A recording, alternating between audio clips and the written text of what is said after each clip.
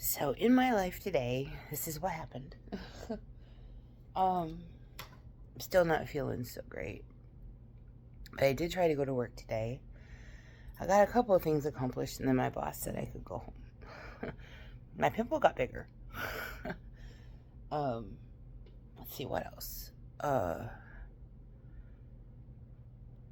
had my call with the aftercare, a lady that works with the funeral home, and I learned a lot of information I didn't realize, which was fun. I got another proof of Mom's gravestone. My brother wants to add an angel, but I think it costs more money than what I have. So we'll see. Let's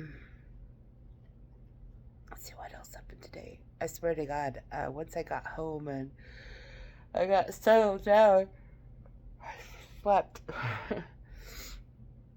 Took the dogs out for a walk. And do you remember, I think I said the other day how I was looking for a necklace with a Z on it. And I have the mom one that I bought, but it broke while I was sick. And I don't exactly know how that happened, but anyway, at least I think it broke. It's not on me anymore. Anyway, I was taking the dogs for a walk and I was bringing them back. And look what I found. I know it's backwards, but it's an L. It would have been even funnier if it was a Z, but how amazing is that? Now, my name starts with an L, obviously, and my initial is not uncommon. How funny, and I don't believe in random, but random, that I just happened to find an L outside. I don't believe in random. I don't believe in coincidence. So, and right there in the middle, it's one of those beads like you put on a bracelet. So they gave me an idea. I'll find one to match with a Z on it. But anyway, I just had to share that. I thought that was pretty cool. That's really all that happened today. For the most part, it was just mostly I was either unconscious or dealing with more of stuff related to Mom. My boss told me the story about how he got really sick after his mother passed too because he kissed her forehead. Or that's his theory. And I was like, I kissed my mom's forehead right before I walked out of the funeral home, before they closed the casket. And he goes, yeah, think about it. Think about all the stuff that her body's been through. I'm like, now I don't know how I became one, but I'm actually a germaphobe. It drives me nuts. I don't know. It didn't used to be, but somehow this happened. I think it happened over like when everybody was worried about germs and shit, but it never occurred to me with all of the stuff my mom's body has gone through that, just touching it could actually have the possibility of making me sick. Never thought about it. So, I think that could be a factor in there somewhere, along with, all the other things as previously mentioned. But I'm going to try to go to work again tomorrow. Try to make it work. Come home, watch Outlander, because that's what I do on Fridays. I'm about ready to watch Pit right now. My dogs won't stop. They just finally got them to calm down. I guess there were some folks standing outside right near my door talking. So they decided to throw hissy fits.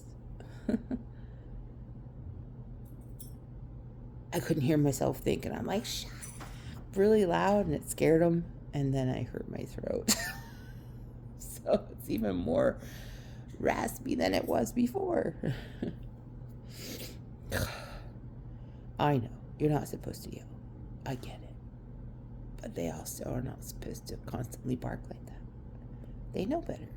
He's been trained better. She just does it anyway.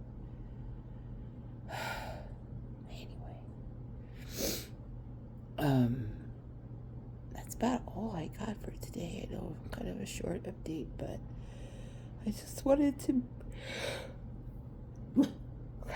update. I was talking with the aftercare planner lady today. And why can't I remember her name? I know what it is. I just can't remember it. See? Guys, that's enough, please. I need to put a sign on my door. Please don't stand in front of my door and talk. Please don't knock. Please just leave me alone. And get one of those, like the Grinch has in the movie, buzz off. Welcome, Matt. This is the shit I gotta put up with. Thackeray, buddy, you need to come back over here.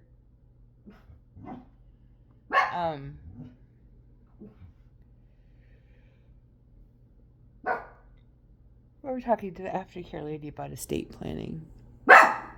So I've already started working on my own stuff. Not that I have like a huge amount of stuff, but I've already started working on my stuff. So I am practicing what I preach. So I always wear my seatbelt. The first thing I do when I get in the car. And I am making my wishes known. I am putting it down on paper. What I want. And hopefully, I'm not even worried about that. I know it will be followed. So, it will be known, it will be followed. Just, if you don't want to be on life support, make sure that's on paper and somebody knows it. That's all I gotta say. Peace and love.